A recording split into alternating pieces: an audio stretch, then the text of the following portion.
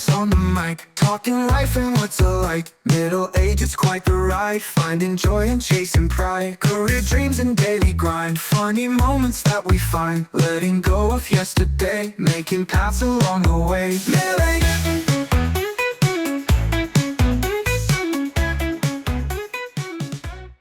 Hi, Tim. Hey, Trav. Good to see you. Good to see you, buddy. Let's get right into it. As a reminder for those who have been here before and an intro for the first-time listeners, welcome to the Tim and Trav podcast. Welcome. Welcome. It's basically about life in our 40s and transitions and everything in between. And this season, season 2, we are focusing on unique passions. Can I interrupt you? Please. You said life in our 40s. Don't you have a birthday coming up? Oh, you jerk. Yes, I do. I'm going to be 44. Do you want to share that? The date? March 5th. I am a March Holy 5th cow. baby. Yeah. Ladies and gentlemen, it's March 1st. That's right. 4 days from now, Trav is getting older. Yeah, no wiser, but older. Truth. All right, yeah. let's boogie. Thank you for bringing that up. So, couples card game. This is your new favorite game, which I kind of appreciate. I love that it. You like it so much. Yeah. This one's a pretty general one, but I feel like Okay. it's like a really good first date one. We're past our first date, unfortunately for you. But what is on your bucket list, Tim Cummings? Bucket list. Gosh, you know, Trav, there's so much to consider. Wow. I'm going to say if I have to move into that quickly right now, I'm going to say jumping out of a plane. Wow. I don't know if I could actually pull myself to do it, but that would be pretty exhilarating, I would imagine. What's stopping you from doing it? The plane. You don't want to get in the plane, or No, you know, I think at some point I'll do it. I think I'll wait till the kids get a little bit older, and Okay. you know, my role in their lives is less important. so they're more on their feet? Like, yeah. So I I, gotcha. don't know. I mean, Okay. have you done that? Is that something that excites you or no? I've never done it. I've always wanted to, and then Yeah. in a similar way, as soon as we had kids, I was like, this seems like something I probably shouldn't do. I remember an old boss of mine who I have a ton of respect for. When Connor was born, the first thing she said to me was, "You know, you're suddenly important," which I thought was very wise. Right? Yeah. I thought that was very interesting. So, there's so many things that are on that bucket list, but I just think that would be a really interesting thing to do. So I hope like to do it. that at some point in the future. Yeah. How about you? What do you got? Maybe next episode we'll ask what your number 2 is. I'm curious. Mine is actually a lot less daring, but I really want to go fly fish Patagonia. It's a big. I'm like you. I have a few things on my bucket list, but that one really stood out the minute we talked about that question. So, Why yeah, Patagonia? it's renowned. It has like some of the best water, some of the best trout. It's very challenging. It's Patagonia too, so it's gorgeous. It's if you talk to any fly angler, they've pretty much heard of like, oh yeah, that's the ultimate trip. So That's pretty yeah, I'd like to sweet. try it. When you fish, do you keep what you catch? I do not. I catch and You release. don't. Oh, really? Do you eat Yeah. fish? I eat fish. I just don't. I don't eat what I catch. If that Because makes you sense. don't like that type of fish, or because you don't feel comfortable doing that? That's a good question. It's more of a conservation thing. Mm-hmm. Fish that I eat are generally farmed, and so Mm-hmm. it's done in a way that is not quite as impactful. But me plucking, 10-inch trout out of a stream and eating it doesn't do anything for the local ecosystem. It kind of hurts it. So I got you. yeah, Cool, man. Thank you. I don't That's know, cool. That maybe- was fun. maybe those giant trout down in Patagonia. Maybe I'd keep one of those. I It don't may know. be worth it. Yeah, if you're going to travel that far, you may want to eat it. Listener comments. You are coming back off of an international trip Yeah. here. So Yeah, I got I'm back curious. yesterday. Yeah, I had an amazing experience. I was in Africa for about 8 days. Was gone for about 10, just with the travel on both ends. But, I had a really interesting experience. I was one of our previous guests from season 1, Ryan Kelly. Yeah, Madagascar coffee. Madagascar Coffee Company. I drank some coffee while I was there, or a lot of Nice. coffee while I was there, and it was really amazing. That guy loves coffee. I mean, he does, and it was a really cool experience to see kind of the inner workings of his project. Nice. He's got a lot of mountains to climb, as any young entrepreneur does, but he's really committed and determined to do it the right way. And I'm really excited for him as he continues down that road. So it was interesting though, Trav, because I was with him and he showed me a text that he got, or it was a LinkedIn message that he got from someone who had reached out to him. This guy, I think, was from the States and kind of wanted to learn a little bit more. And I think he was ultimately soliciting him for it was a sales pitch. And Ryan wasn't interested in the product. He didn't need it at this point in time and just said, no, thank you. And the guy wrote him back and said, oh, I've been following your story on the Tim and Trav podcast. So he was listening, and it was kind of cool, right? I mean, it was kind of a neat way for these voices to get out there, and I know that it meant a lot to Ryan to be able to share his story, and I just thought that was kind of neat. Yeah, that is cool. I do think that's one of the cool byproducts of this whole little project we've got going is that, we get to talk to really cool people personally, you and me, but then also, maybe help spread a little bit of each individual story and, Yeah, it's fun. Kind of thing. That is definitely one of the coolest byproducts of this whole thing that I was not expecting. I guess I probably should have expected that. I wasn't expecting it either, but I think it's great. I'm with you on that. So how about you? You got any comments? Hi to Ryan. Yes, we have first, longtime listener, Mama Gates. She said she's very proud, and the podcasts do make me smile, so they bring me joy. Loved the guests on episode 204 and 205. You two know some amazing people. And I would have to agree with her. Man, you know what? Let's go back to your comment earlier about byproducts, because that is also something that I did not anticipate when I, started this little venture with you. Her saying it brings me joy, that pretty much does it for me, frankly. Yeah. I would have to agree. agree. She deserves it, right? Because she put a heck of a lot of work into you. She tried. But no, I mean, she's an incredible woman, obviously. Means a lot to me, of course, growing up in your household all those years when we were young. But if us, doing our thing here and bringing in these awesome people is spreading joy in any way, then I think we're winning, and I'm really happy about that. I totally agree. Another positive byproduct that I was not necessarily anticipating. If you all out there in the universe have a comment or a question or any constructive criticism, Tim and Trav podcast at gmail.com is where you can reach us. We may not read all of them on air, quote unquote, but we will definitely read them. So thank you very much. We appreciate any and all messages. Tim and Trav podcast at gmail.com. I can't remember that email address. Thank you, Trav, for repeating it. It's also I feel like I'm a 90s kid whenever I say that, because when you leave a voicemail, you don't really have to say your number anymore. I still say it twice. I don't know why. I do too, actually. That's an interesting point. Slowly so they can write it down. Yeah. Well, because that if you're the one that's receiving it, you're often getting yourself tripped up on the other end trying to keep up. Totally. Trev, a lot of people have asked me, because I, talk to them about the podcast and whatnot, and I keep hearing from people, they're saying how many listeners or followers do you have? And maybe on the next episode it might be good to kind of give that update, because for sure, my response is I have absolutely no idea.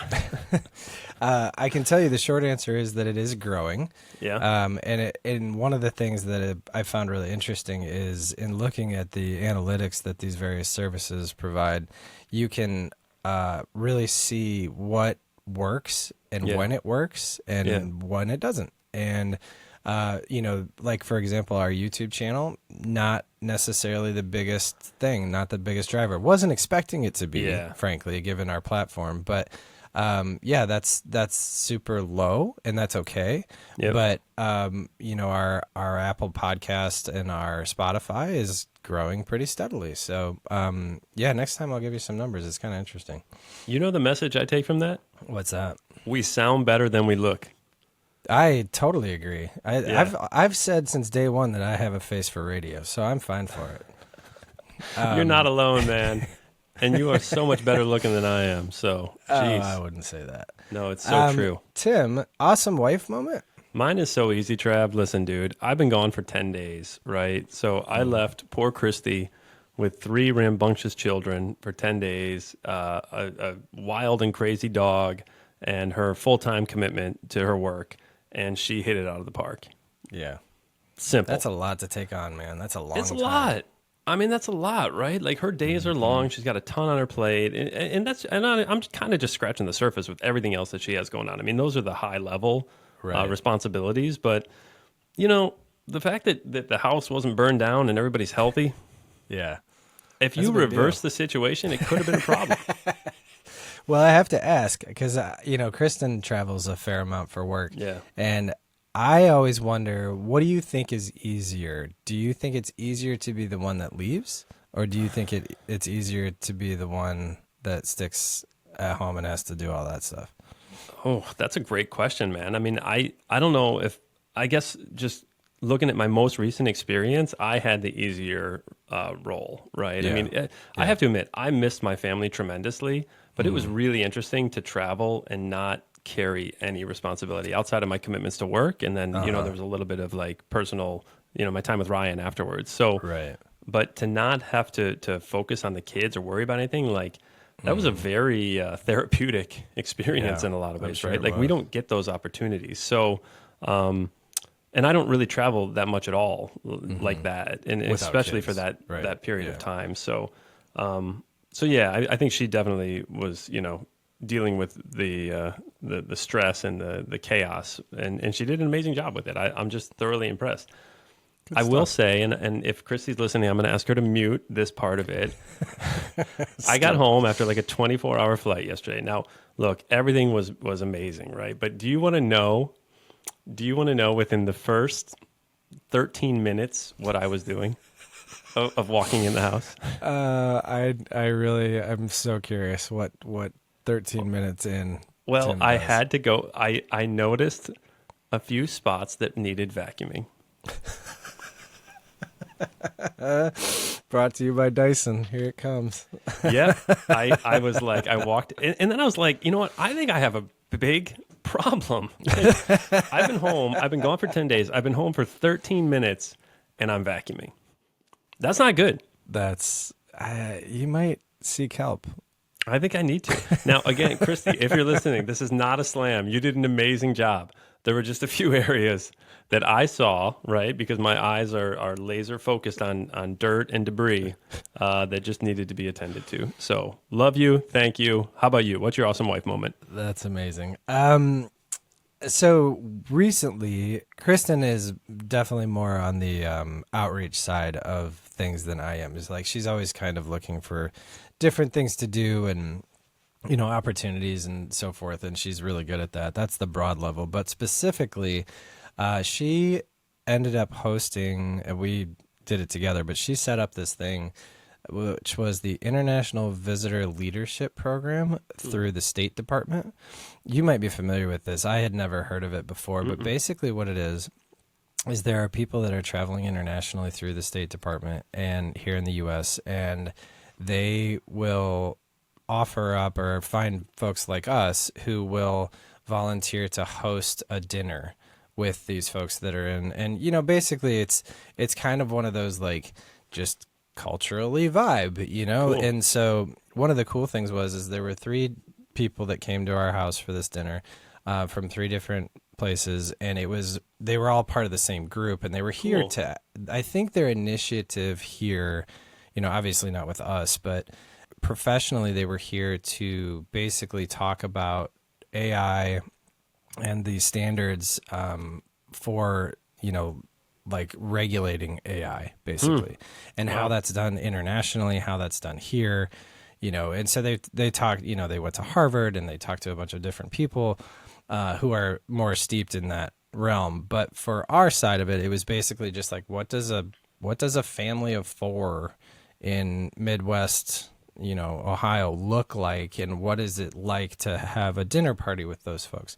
And the kids got to be involved, for dinner and stuff, and it was the coolest thing to just have complete strangers That is cool. come over, and we talked about everything. Like it was really interesting, and it was a really fun night in terms of just meeting perfect strangers who you would probably never have the opportunity to really speak to, frankly. How do I get in on that? That is so cool. So that's kind of interesting. It's I bet you can look it up. It's International Visitor Leadership Program. I think they do it pretty much everywhere. IVLP, and it's through the State Department. And it was just so cool. It was really neat to talk to these folks. And honestly, Kristen set the whole thing up. You know, we did a whole. Unfortunately, the weather here wasn't great. It was snowing. And we were actually kind of worried that they wouldn't be able to come because the roads were so bad, but it ended up working out well. I bring up the weather only because normally we'd do like a kind of like a cookout or something, a little bit more stereotypical American, but we did a little taco bar thing and it was fun. So that is so cool, really cool, man. Shout out to her too for pulling that together. Exactly. I have to look into that. I think that's so great. You guys love it. Yeah. It makes me think just about, in general, I need to have more people over for dinner. No, I mean, really, like we like those are really important opportunities that I think, personally, we don't seize on those as much. And granted, we're busy, right? Like there's always things going on, but I don't know. I mean, you don't need to prepare, an incredible meal.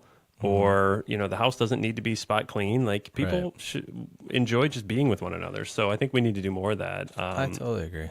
And I love that opportunity is available. Thank you for sharing that. Yeah, for sure. So, good job, Kristen. She really pulled that all together. And, I think it made some lasting memories for the kids as well, which is great. Did you tell them about the podcast? I did not. I don't know if you've heard of me, but no. No, I should have. We should have had an actual guest spot. We should have done a live recording. Yeah, that would have been really cool. All right. Speaking of awesome stuff, something awesome you've seen or experienced recently. Red, what is it? So, I got to be honest. This one kind of caught me off guard. I didn't really think about it, but one thing that has resonated with me, and this is I don't know if you can call this awesome, but it is one of those things that has resonated with me in the last week. I fall prey to a little bit of like seasonal affective kind of stuff. Yeah. Like where it's like, man, I haven't seen the sun. Yep. It is like been under 30 degrees for the last month and a half. I got hit with norovirus and the flu back to back, and I've just been like, down, whatever. Anyway, the other day, I'm finally kind of popping out of it, and the sun came out, and it was like 45 degrees, and I walked to get Jewel from the bus stop, and I just looked up, and there were like seagulls flying around, and the sun was kind of, I mean, look, it's not like it was tropical, but it was like, and it was one of those things where I just, and like, exactly. I breathed in some fresh air. I felt the sun on my face a little bit, and I was like, you know what? I need to just take a breath and realize these moments more often, because this is like, for those of you who are not in like in Ohio, that may sound absolutely ludicrous, but January and February, the dog days of winter, can get pretty boggy, and so it was very nice. That was probably the thing that comes to mind first. It was just like, we're getting there. Spring is coming. Take it while you can get it. Well, good for you though, man, for like for recognizing that moment and snapping yourself out of it a little bit. I think that's really great. Yeah. That's hard too. Yeah, I just real quickly on your thing. I don't like the darkness like that comes with winter. That's really hard for me. I agree. When it's dark at 5 and whatnot, that kind of just shuts me down. But I think that's great, and I appreciate you sharing that. I think it also, for the listeners out there, it speaks to, our ongoing need to kind of pause a little bit and take it all in. So totally, that was totally good. Agree. Yeah. Mine's a little more silly. And I'm going to have to go back several weeks. I remember I was walking to Abby one morning and I was listening to a Times piece or something on my phone, and there was this thing that just caught my attention, which I thought was so funny. The San Antonio Zoo, I believe that's the. I almost have to just pull it. Yeah, so the San Antonio Zoo, right around Valentine's Day, they've been doing this for several years. Did you hear this story or no? No.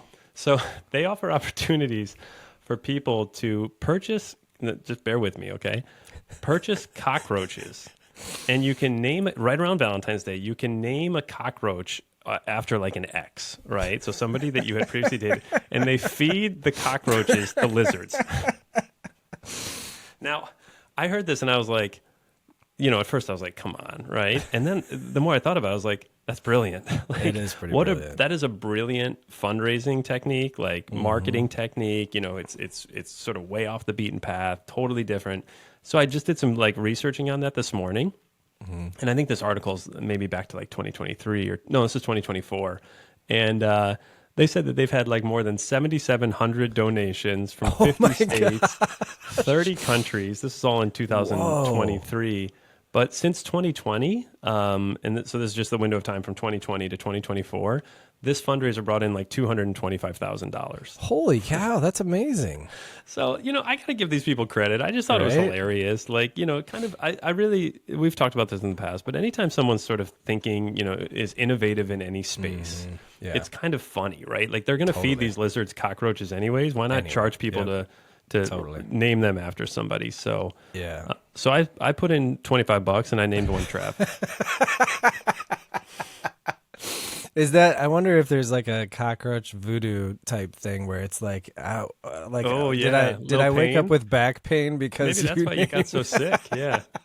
Oh yeah, thanks for the norovirus. I appreciate it. It was that. very funny, man. So I just thought that was hilarious. I thought it was a great story. That's awesome. Yeah. I really like that. And I'm with you too. I love when not only is it like an innovative thought, but like there's a ton of different fundraisers out there. There's a million different ways to do that. Unfortunately, most of them fall into the typical camp. So when something falls outside of it, it's like, oh wow, that's really fun.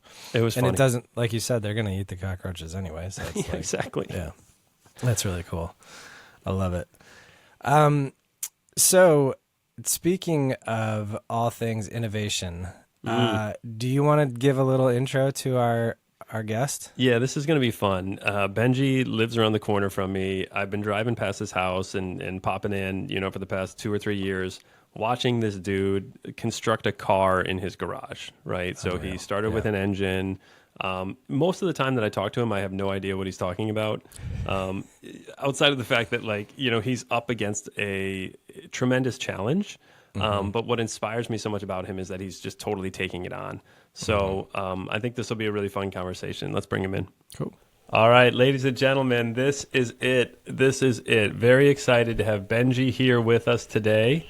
Benji, welcome to the Tim and Trav podcast. I know that you have not listened yet. Is that correct? Not yet. I'm making him comfortable right out of the gate. I'm being honest.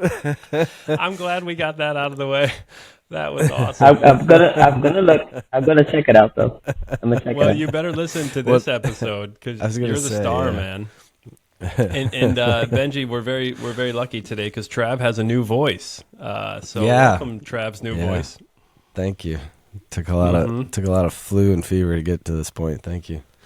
Trav is coming out of the flu, so everybody out there just bear with him. But he's going to be okay. I'm confident. So Benji, it's awesome to have you, and really excited to speak a little bit about what you've been up to.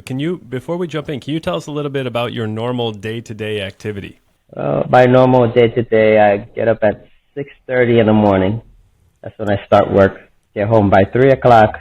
Wait for the kids to get home. And 3 times a week, I'll go train martial arts that I teach also. And then, besides that, take the kids to their basketball practices. And my daughter's playing the violin. He plays the piano. So it's hectic. It's a lot going on besides, me and my wife lives. Yeah. So it's busy. It's hard to find the time, but, you got to make time. Well, we're going to get into that in one sec, but so Benji's a busy dude, 2 young kids who are very active and a full-time job, and he's in the grind, I guess, like many of us, right? So I think what's really unique, and Trav, just full disclosure here, Benji lives around the corner from me, and I don't know, Benji, maybe it was a year, 2 years ago when I was passing your house, I started to notice some interesting things going on in your garage. Yeah. When it was 2023. 2023. So let's jump into Benji's got all this stuff going on, yet he still decided that it would make sense because he's a handy guy. I've seen his work, woodwork, However, Benji is currently in the process of building his own car. Wow. Yeah. All right, man. At first, well, since I was young, I always been around the car scene. You know, my uncles did body work, paint job, mechanics, so I've been all around it. And I used to always go to the racetrack in Englishtown, and I would just go in there and ask questions to anybody. You know, famous guys, some cool guys that, you know, that are known in the import scene. And, you know, I go with my camera and I ask them, hey, I'm trying to build a car myself. Can you show me what you got under there, or what are the steps? You know, just to get myself, you know, in there to see what I'm expecting. So it's a hobby. It's always been a hobby. I love building things. And then from there, everything started. I had my first car when I was 17. It was a 1981 Toyota Corolla, old little box square car.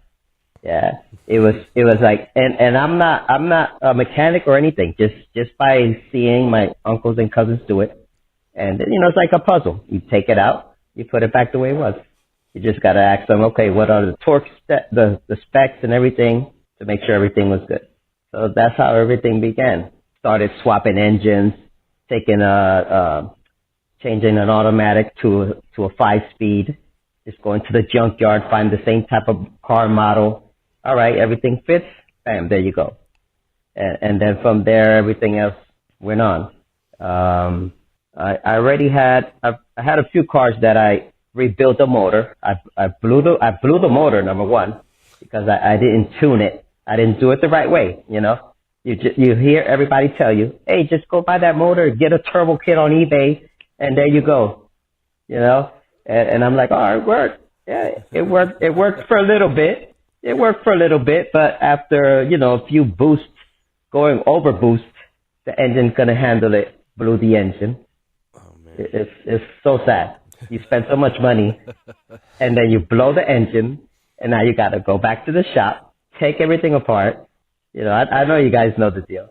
No, And then, you know, start all over. No. All right, you're talking. Yeah, just stop for a minute, right? He's talking like everybody out there does this, right? Like it's just sort of like you go to the grocery store and you pick something off the shelf and all of a sudden it's a button on your car. I have no clue what you're talking about, and that's why I'm all the more fascinated. Yeah, for sure. So Benji, what are you building right now? What kind of car is in your garage that you're building right now? Right now, well, let me go back a little bit, because I bought a 1990 Mustang GT used, but the engine is still good. You know, that project was supposed to be for Shelby from Factory 5 company. That I was gonna buy that kit, and then you put everything together. But you know, saving a little money here and there. By the time I would have probably got the car, I was gonna be 60. And then by the time I'm 60 years old, you know, who wants to hear the loud noise, right? You want a nice little quiet car, and you know, whatever. But that's how it started. So I had the whole drivetrain, the computer. I bought the 8.8 rear that goes to it. Pretty much the whole car that was crashed. I bought everything that was good to it. All right, sat down, sits in the garage. Tim would see every day. Hey, what are you doing over there? So I'm building a shelf, you know, but that didn't happen. So in 2023, one of my friends, he's still in the racing scene. I asked him, I was like, hey, do you know who's selling a 1981 Toyota Starlet?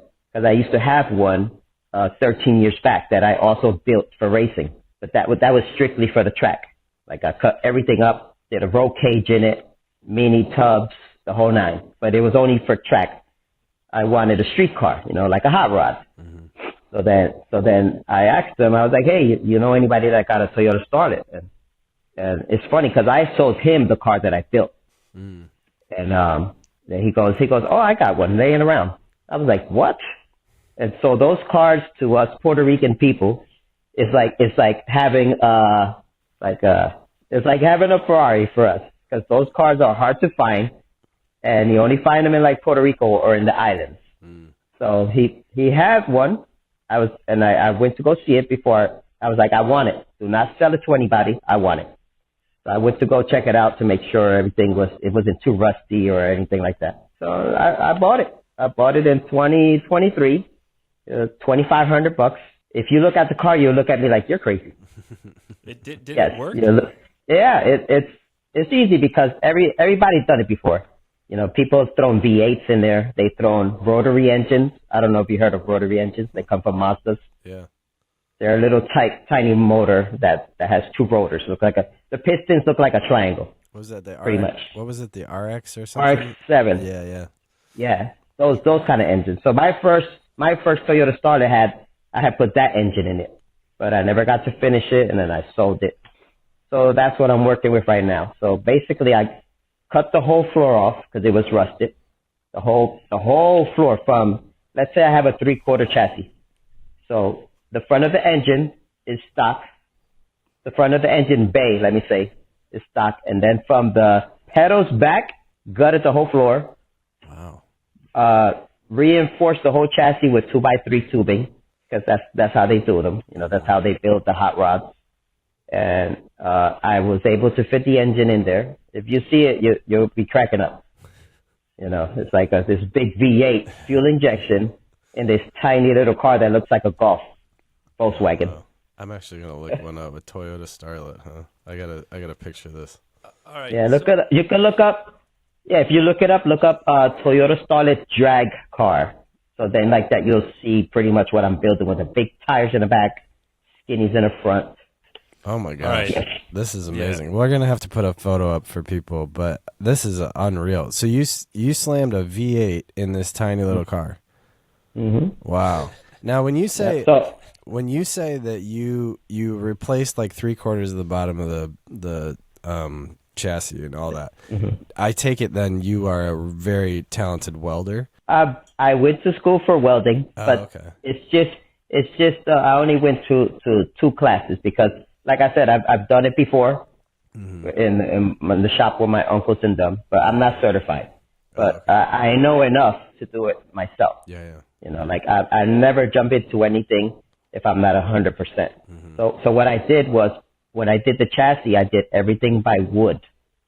My template was pieces of 2x4s. Oh, okay. I set them up nicely, like if it was the metal frame, and then I bought it from a metal place in Edison, a metal supplier, and I did the templates.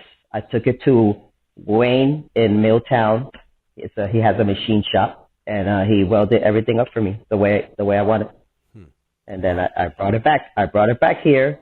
I know this other guy that's a certified welder because I didn't want to do it. You know, that part I didn't want to do. I'll do like smaller stuff. This guy I got from Patterson that he's a certified welder and he does a lot of jobs. I looked at his work. He came over here and pretty much he just welded it together. I was the engineer because I did everything. So all he had to do was come and stitch it up. Boop, boop, boop, boop, stitch it up, you know, and that's it. The chassis is reinforced, you know, because with that strong engine, I don't want this car to twist on me. So what does that mean for the uninitiated like us? What is it when you say you don't want a car to twist on you? What's that mean? Well, the car with that engine, it has 225 horsepower stock, and the torque is at 300. Oh, okay. So if that chassis is not reinforced, as soon as I launch the car, it will twist on me. It'll literally twist. Like, yes. Like licorice, kind of. It will twist, and then as soon as I launch, the body will just twitch, and then the car will never be straight no more. You'll see it. You'll see it. Holy cow! Yeah. It just imagine some of those V8s at the track, and they're pushing like 1,000+ horsepower.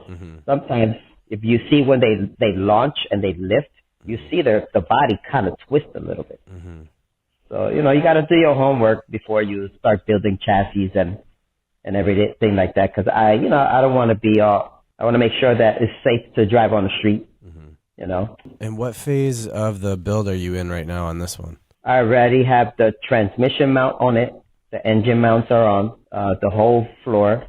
I just pretty much got to cover the floor with the sheet metal and then the tubs. They call it tubs. wheel tubs to cover the wheels and the inside. I probably got like $1,500 more to finish. And how long do you? How many like man hours are you talking about here? Oh, it's been a 2-year build so far. Wow. 2 years. So far, 2 years. Wow. So I this could've- 2 years, is Benji, but little by little. True. You could have bought a car in 2 hours. But it's not the same. It's because, like I said, I like building things. You know, like I've done so many things over here at my house, and this was like my second chance to have the same car that I had years ago that I never got to finish. So now I get to finish it the way I wanted it. You know, because I want it for the street, a street ride, so I could take it to car shows. It's not just going to be a track car, so it's legal. It's going to be legal. It's got the turn signals. To make it a street legal car, it has to have turn signals, running lights, and everything. All right, Benji, I'm sorry. So I think Trav is a little bit more enlightened in this field than myself. Not much. Let me just break this down real quickly, if I can, in real layman's terms here. You inherited or bought a real big engine for a car that you're not building. You took that engine and put it in a really tiny body, right? So you had to do all these different manipulations and changes to make sure that it would work. Most people would probably not put an engine this size in a car this small. Is that fair? Yeah. Some is people that is into the hobby, like I am, they would do it because some people will take V8. Like I said, I'm not the first one to do this type of work. So that's why it's a little easy for me to do the research and kind of see how they did it, you know? Because they'll take those little tiny cars, slam a V8 in there, and then they go to the circle track and just do drifts all day, drifting. They do drift competition, burnout competitions, you know, and they have fun with it. And they'll keep going until they break something, and they're satisfied. I don't want to break nothing. Will you have like heating and air conditioning in the car as well? Oh no, there's no heating, there's no air conditioning, there's no radio. Well, Yeah, wow. It's just gonna have a fuel cell in the back. It ain't even gonna have back seats. The back seats are tubbed out. So I'm only gonna have 2 seats, 2 racing seats in the front. So, Tim, just to translate, there's no heat, there's no air, and there's no radio. Those are the 3 things you look for in a car for yourself. So I don't think. Yeah, my next So question was there's about none of that. my next question was about the built-in GPS, but I'm assuming that if you don't have heat and air. Yeah. Holy moly! That it will have. So to make sure that, you know, if my speedometer doesn't work, I'm gonna have to have a GPS. So I'm doing the speed limit. Yeah, they have so many stuff out there like FuelTech. There's a company called FuelTech. There's so many things that they sell to work all that. You know, like a standalone computer. It does everything by itself. You just gotta plug and play. That's crazy. Things are so easier today to build a race car if you want. Back in the days, it was a little harder because you had to pay people to do it. Now these days, everybody do it yourself. Yeah. Right? Like they say, do it yourselfer. If you hit a point where you have a question or you're not quite sure what to do you lean on things like YouTube, or is it like go find one of those people that you were talking about earlier where it's like I try and find somebody who's more steeped in it, or like what's your step for that? YouTube videos. I have researched YouTube and I look at the videos that a lot of people like have good views on it, or it's legit. Yeah. And then also before I jump the gun, I go to my uncles. Hey, I want to start this engine. What do I have to do? Because I never messed with the V8 before. I messed with 4 cylinders. I messed with rotaries, but no V8s. So, you know, they tell me the steps and I do it. Or I research it on Google, torque specs and everything like that. That's so intimidating to me. That it, like the idea, the minute you say like torque spec, I'm like, nope, I'm out. I'm gonna blow something up. I'm gonna lose a digit. We're not doing it. Nope. Yeah, that's impressive. I'm not afraid. Yeah, I'm not afraid to try because, like I said, I did it before. I didn't go to school for for building engines. I just did it. Yeah. It's like I said, when you take it apart, put it back on the way it was, and just the only thing you have to have is the torque spec. Wow. You know, like when you're putting a brand new head gasket in, or when you put in the piston rings into the block, you have to make sure everything is correct. The torque specs, all that. If not, yeah. I remember when I first built that engine, and everybody thought that they were laughing at my friend because as soon as I gave it that first crank, it started on command. I was even souped, like they call it. I was souped up. And then they were laughing at my friend because he was actually a mechanic. And they're like, oh, Benji's a non-mechanic, and he rebuilt that engine by himself and turned it on. And how many times it took you to rebuild your engine? So that made me feel good. And that's one of the things that, you know, by doing this is it feels good, because I don't know if you guys ever went to car shows, you know, like old school car shows, hot rods. When you go there and you talk to these guys, they all, you know, tell you, oh yeah, I built this engine myself. Yep. I had to go to California to sign this fender, you know, or this and that. So it's like a good story, like they call it Cars and Coffee. You know, there's like a group that they hang around and they do that. They all go there. Everybody's so nice. You don't even have to know nobody. You walk in there, they look at me, whatever. That's what I like. You know, you go there. Hey, how you doing? Nice car. What year is this? Oh, this. As soon as they see that you know how to, you know what you're talking about with the cars, they talk to you like if you knew them for years. And that's what it feels good when you go to those type of places, and then you learn more stuff. Right. That's a cool built-in community. You know what I mean? It's like, that's really cool. Benji, all in, you don't have to share this if you don't want to, but how much money do you think you're going to spend on building this thing? So far right now, I'm probably going to be at 14,000 by the time I'm done. And could you? It's just still not bad. Yeah. No, that's not bad. If you sold it, if I sold it right now, the way it is, I could get 10,000 for that. If I take out the engine, I still get 10,000 for that. Really? Yeah. Wow. So just like the way it is, the way I have. I was just going to say, when you're done, you think you could sell it for over 20? Probably, yeah. That's great. Because right now online, I looked up on Facebook Market, and a lot of people with the engine for 32,000. Wow. 32,000 with a small little rotary engine, 13B turbo.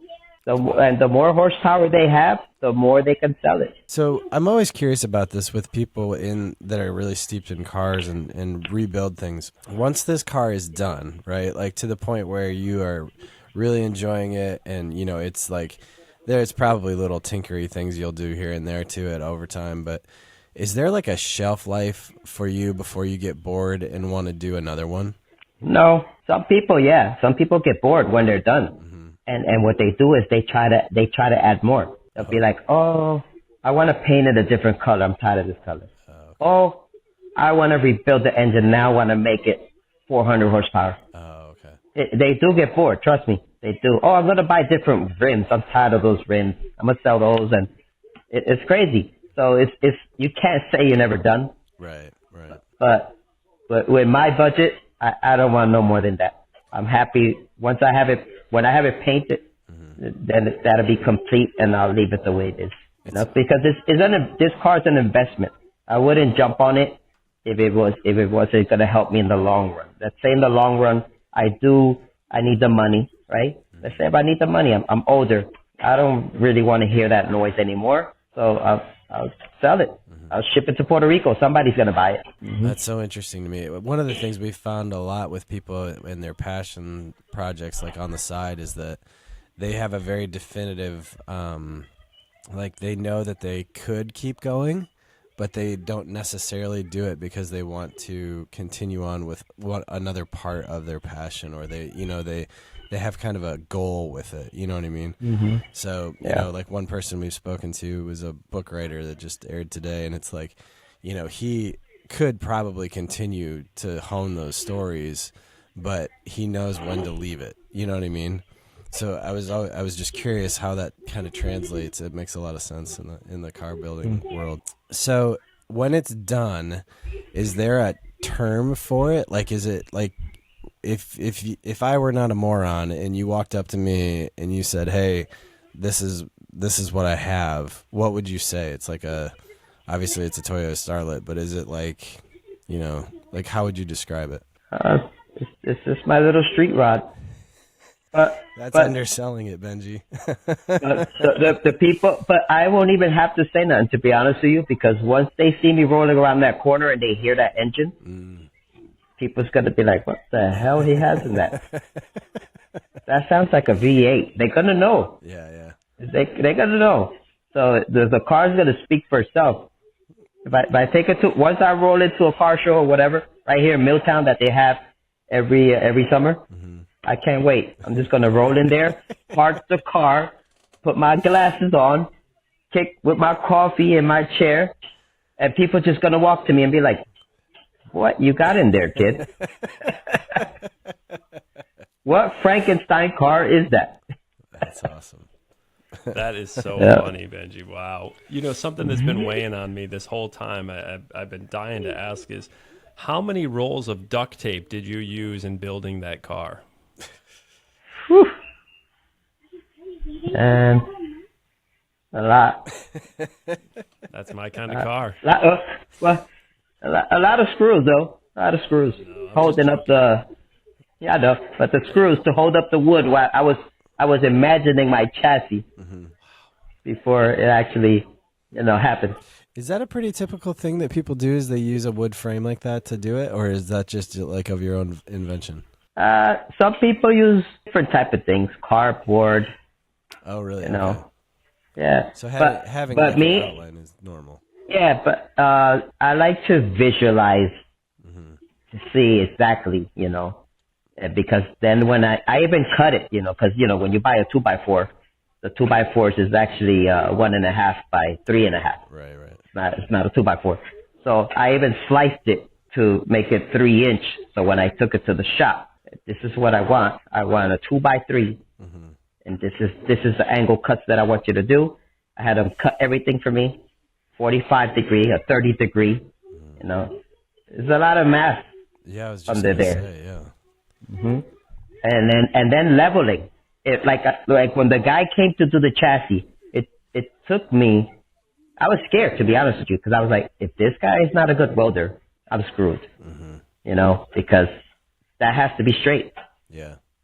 And I know the guy was kind of frustrated with me, but he was good with me. Like I saw it in his face. He was getting frustrated because when we were lining up the chassis and everything, it's a process. I had to put everything up on when before we did the chassis. I had to make sure the car was level, all sides, front, back, middle.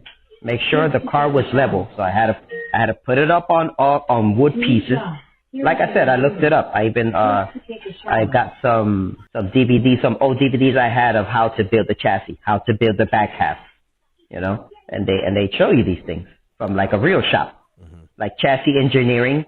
They have a video that I bought, and so I went from that and make sure everything was nice and level before we did it. And now, all right, make sure I want this. I was very, very specific with the guy. This is where I want this. This is where I want that. And then I will hold the metal. I even burned myself, because from the welding, I got careless and after I was holding the metal piece, one of the bars, he was welding, but because I had to hold it to make sure it was level, I had the leveler in the middle while he's tacking. First we will tack everything before we weld it to make sure, because sometimes when you weld, the metal shifts, You can't just go and weld. Right. Oh, now it's crooked. No, you got to take that out. Right. I don't want nothing crooked. So that was the scariest part when it came to do that. I think I'm as puzzled Yeah, now as I was when this whole thing started. I honestly, I mean, it is this is something I could never imagine taking on. I think the one thing that's really cool about Benji is I've passed him multiple times and I said, "Where are you at with this project?" And he'd be in his garage and he'd go, "I'm trying to figure this part out," right? Like he didn't have the answer, but he was searching for it. And it's really interesting to hear about all the other people that also participated in this project with you or continue to participate in this project with you. I think that speaks volumes to who you are, and to what something like this involves. It's not just one person's job or effort. It's a lot of expertise pulling in, but knowing how to ask the right questions. Benji, I don't know about you, Trav. Do you have any more questions? Because it's just an extensive amount of information that's very interesting. It really is. It's a lot to process. One thing, as Tim was talking about, the number of people that it takes and everything too, it's that, and it's also the endless curiosity. It's like you have to continually look for new answers and look to make sure everything works. And it's like it's this it's intentionality, it's attention to detail. It's it's a fearlessness. Frankly, it's like that part actually boggles my mind more than anything, because it's like even to get, like Tim is saying, even to start this, I would be terrified. So I don't know. It's really cool. You're gonna have to send us some photos and stuff. I would love to see more of it. Yeah. I Googled it while we were talking, and that's wild to put a giant engine in one of those things. That sounds really fun. And once you get that thing roaring, we'll have to put some. Oh, I'll take you for a ride. All right, sounds good. Well, I have the 5-point hardness on. Make sure you won't go. Yeah, you're gonna. I'm gonna be scared. I'm not going in that car. Trav, if it's as loud as Benji's making it out, you may hear it in Ohio when he turns it on. I was going to say, man, seriously. I'm going to have mufflers on it because I don't want it too loud either. I don't want it crazy like that. Even still, Trav, though, Trav, do you want to hit him with the impact question?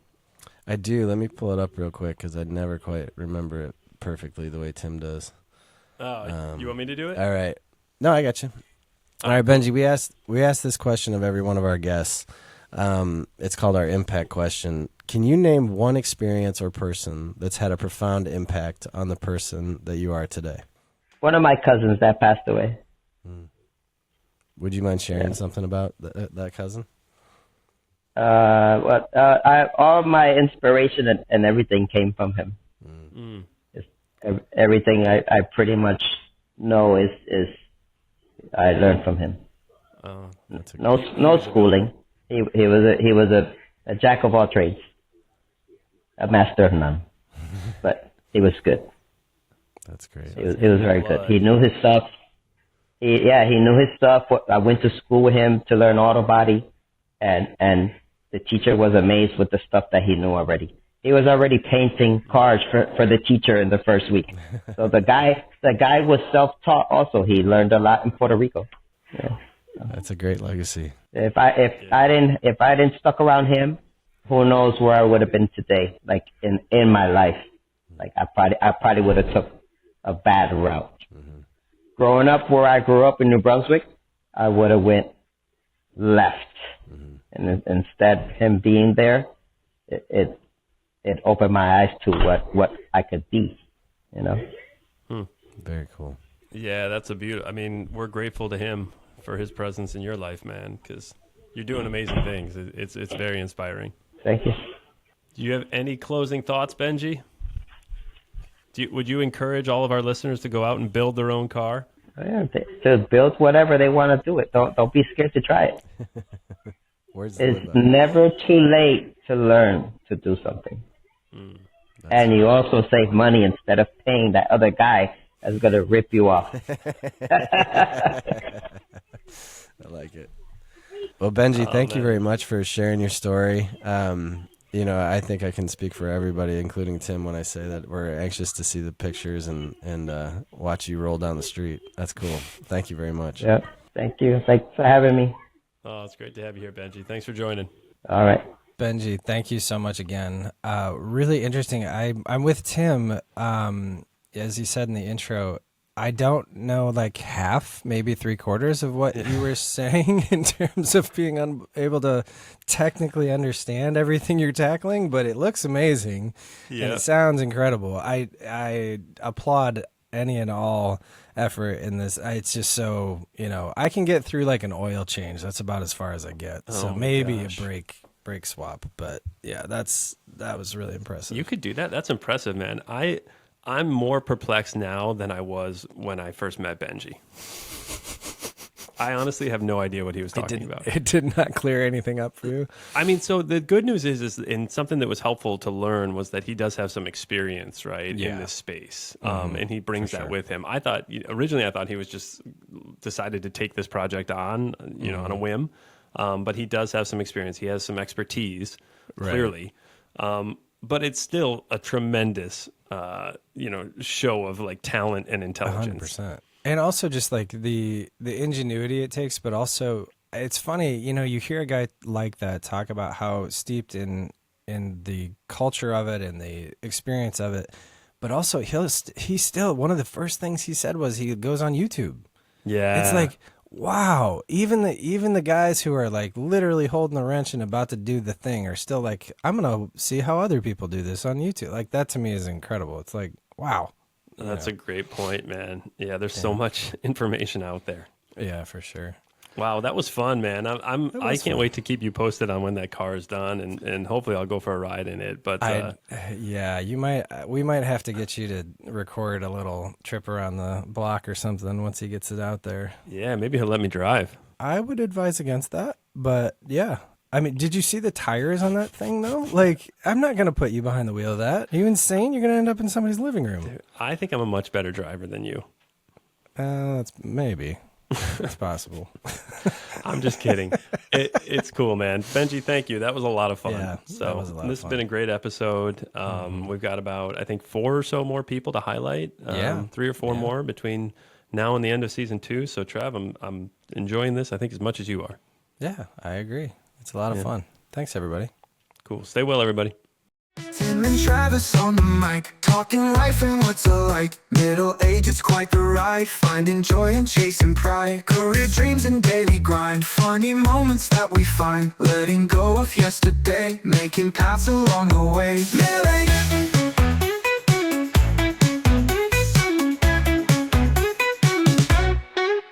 Middle-aged mayhem breaking free, finding out who we can be, laughing, learning all the time. Tim and Travis in their prime.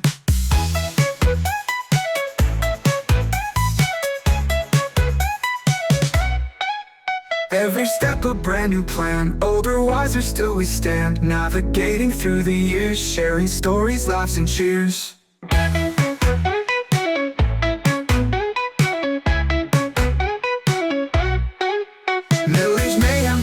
Free, finding out who we can be, laughing, learning all the time. Tim and Travis in their prime. Every step a brand new plan, older, wiser, still we stand. Navigating through the years, sharing stories, laughs and cheers. Middle age, enjoying the fun, middle age has just begun. Tim and Travis lead the way, every episode will slay.